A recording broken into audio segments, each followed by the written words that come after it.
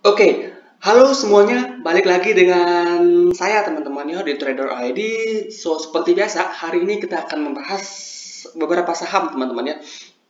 Nah, sebelum kita lanjut ke pembahasan, disclaimer on dulu, karena video ini bukanlah ajakan untuk membeli maupun menjual suatu saham tertentu ya. Ini murni adalah analisa saya pribadi.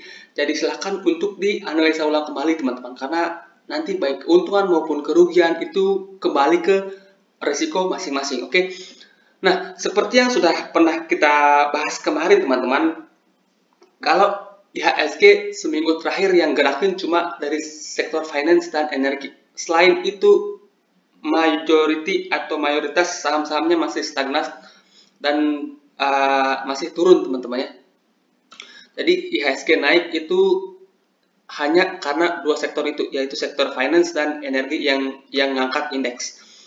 Nah, karena finance dan energi ya, di sektor energi terutama ya, itu saham-saham yang udah naik terlalu tinggi. Jadi menurut saya ya ada peluang untuk koreksi dulu, koreksi sehat untuk lanjut naik. Jadi untuk minggu depan ya, saya udah screening saham-saham di luar sektor energi yang menurut saya menarik untuk diperhatikan. Saya udah screening sedemikian rupa, tapi saya dapatnya sedikit banget teman-teman ya. Dan ini menurut saya menarik ya buat teman-teman perhatikan untuk swing setidaknya seminggu, 2 minggu, sampai sebulan ke depan teman-teman ya. Nah, sahamnya apa saja? Yang pertama itu IRA.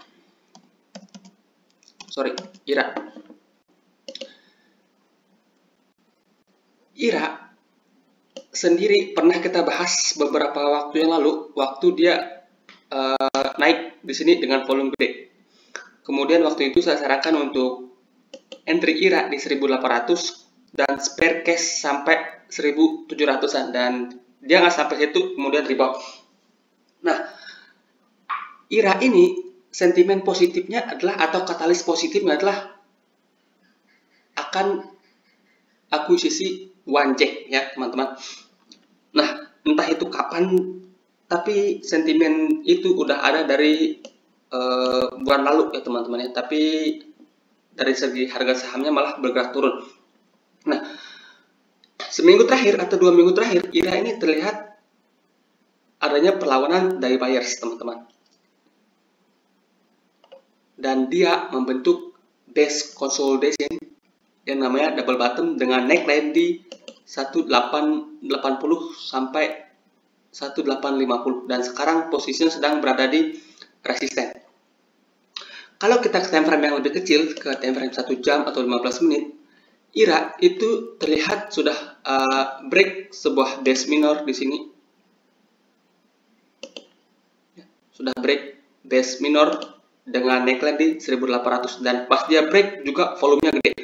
Jadi IRA menurut saya ada peluang untuk lanjut naik ke sekitaran harga 2000.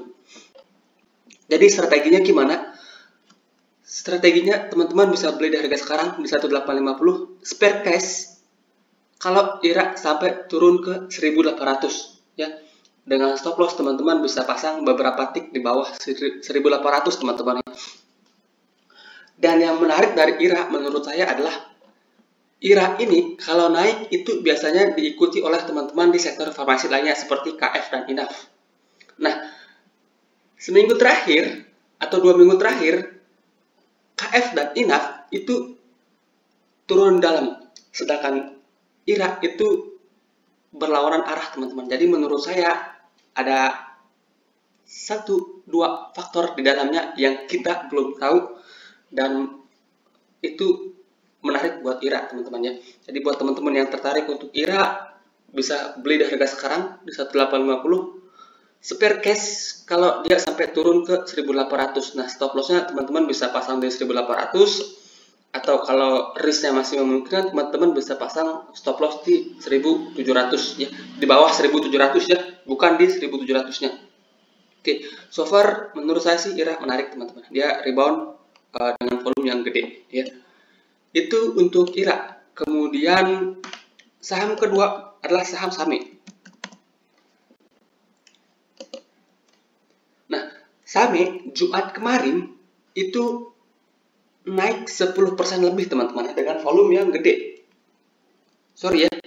Oke, ini chart SAME dia Jumat kemarin naik dengan candle Marubosu spec up dengan volume gede. Nah, di sini menurut saya ya SAME ada peluang breakout pola double bottom. Ini bottom pertama, kemudian ini bottom kedua. Nah, kalau kita ke time frame yang lebih kecil teman-teman ya, kalau kita ke time frame yang lebih kecil ke 15 menit atau 1 jam, di sini sebenarnya SAME itu sudah break pattern inverted head and shoulders, yang dimana ini adalah shoulder kiri, ini headnya, kemudian ini shoulder kanan. Volume pas dia breakout itu volumenya gede, paling gede di sini. Nah, sebenarnya target dari inverted head and shoulders ini sudah kecapai, yaitu di sekitaran 380-an. Nah, untuk strategi saat ini gimana teman-teman? Menurut saya teman-teman udah bisa beli di harga sekarang ya, mungkin 30% porsi atau 50% porsi, spare cash sampai 350 sebagai last support. Kalau close beberapa tick di bawah 350, teman-teman cut loss ya. Dengan view panjang dia mampu breakout 400, dan kalau SAME ini break 400 teman-teman, itu potensinya lumayan jauh.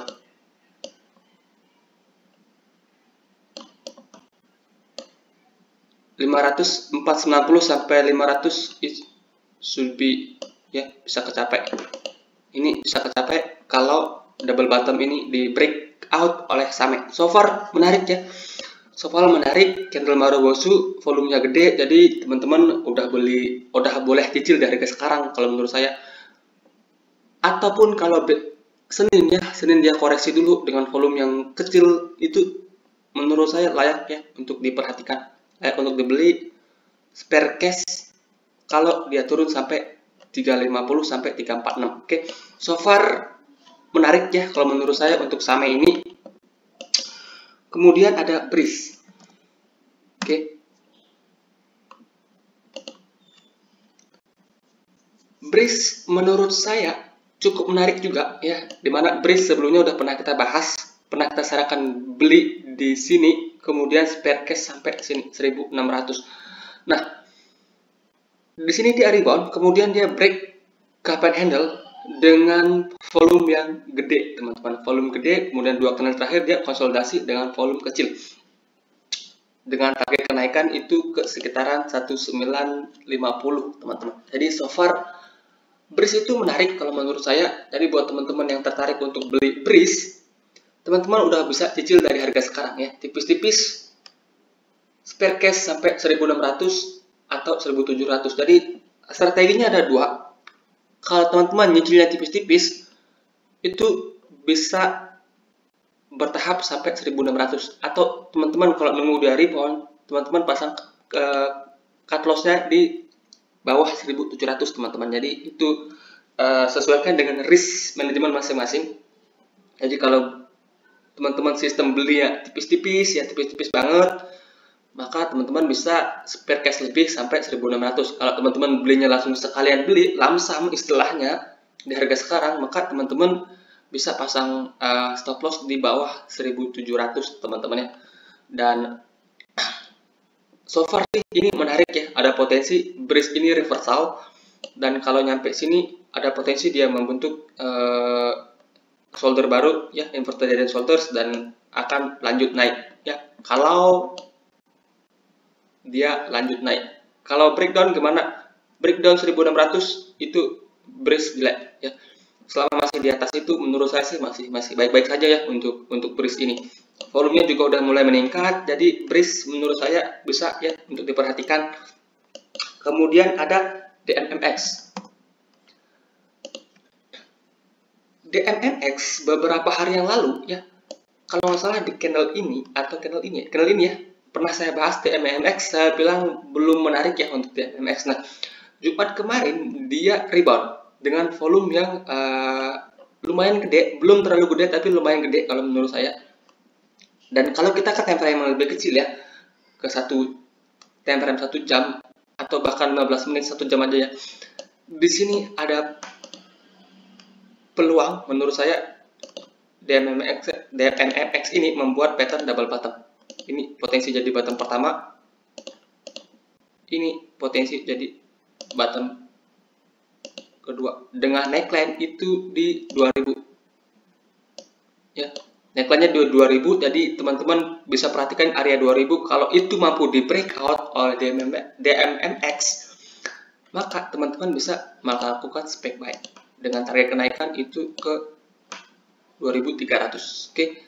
Jadi strategi seperti ini teman-teman ya. Ini kan masih terlalu dini untuk mengatakan kalau DMMX ini reversal dan belum ada pattern-pattern yang di breakout. Maka strategi yang baik menurut saya di DMMX ini adalah buy on breakout. Buy jika DMMX mampu break dari 2000. Kalau belum mampu break dari 2000, jangan di-beli dulu, skip dulu ya. Kalau dia break 2000, misalnya teman-teman bisa beli itu di 2010 atau 2020. Kalau dia break dengan volume yang gede, maka teman-teman bisa beli di situ ya. Dengan target pendeknya itu di 2300. So far sih menarik ya. Menarik, cukup menarik kalau menurut saya. Ada peluang ini untuk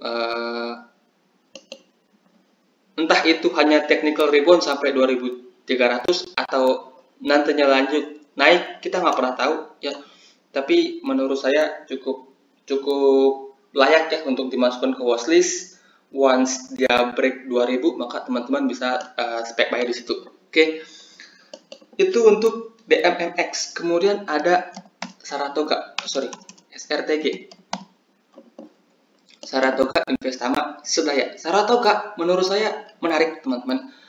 Kalau kita perhatikan tren, ini Saratoga trennya masih bagus banget. Kemudian di sini beberapa Kamis kemarin dia break pattern yang namanya ascending triangle. Saya ketinggalan sih. Terus terang saya ketinggalan ya. Dia break ascending triangle dengan volume gede. Target kenaikan ascending triangle-nya ini sendiri ada di sini.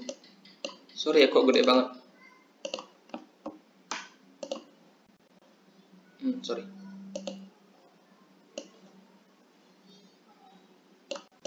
Ada di sekitaran 3.300-an ya. Ada di sekitaran 3.300. Jadi buat teman-teman yang tertarik Saratoga ya, strategi menurut saya bisa buy on weakness. Kalau Saratoga itu turun sampai sini, area ini ya. Area ini kalau dia retest ke area ini teman-teman ya, retest ke area ini dengan volume yang kecil, maka teman-teman bisa tadah di sini di sekitaran 2.900 sampai agak 3.000. Di sana teman-teman bisa cicil. Stop lossnya teman-teman bisa pasang di bawah 2.800 atau di bawah 2.850 ya, sebagai area stop loss teman-teman.